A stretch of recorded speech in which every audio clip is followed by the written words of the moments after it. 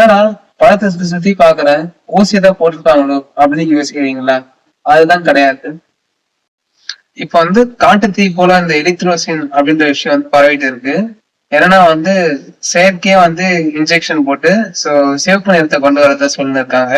So அந்த மாதிரி தவறான ரூமர்ஸ் அந்த விஷயங்கள் வந்து பரப்பாதீங்க. ஏன்னா இப்ப தர்பூசணி விலையை பாத்தீங்கன்னா இந்த சம்மர் சீசன்ல 20 ரூபால இருந்து 25 ரூபா ஒரு கிலோக்கு விற்பனை செய்வாங்க. இதனால வந்து விவசாயிகளுக்கு தான் லாபம். ஆனா இந்த ரூமருக்கு அப்புறம் என்ன ஆச்சுன்னு பாத்தீங்கன்னா கிலோவே 10 ரூபா 15 ரூபாய் மாதிரி தான் விற்கிறாங்க. அதனால வந்து தயவு செய்து இந்த மாதிரி வந்து தவறான கருத்துக்களை வந்து பகிராதீங்க. அதே போல இந்த சம்மர் சீசன்ல வந்து கோக், பெப்சி இந்த மாதிரி வந்து பானங்கள் அருந்தத்தை தவிர்த்துட்டு நம்மளோட விவசாயிகளுக்கு பயனடையக்கூடிய அந்த பழஞ்சாறு, நுங்கு, அப்புறம் அந்த மாதிரி தர்பூசணி இந்த மாதிரி வந்து உடலுக்கு ஆரோக்கியமான விஷயங்களை வந்து பருகிறதால விவசாயிகளுக்கும் வந்து நன்மை செய்யறது.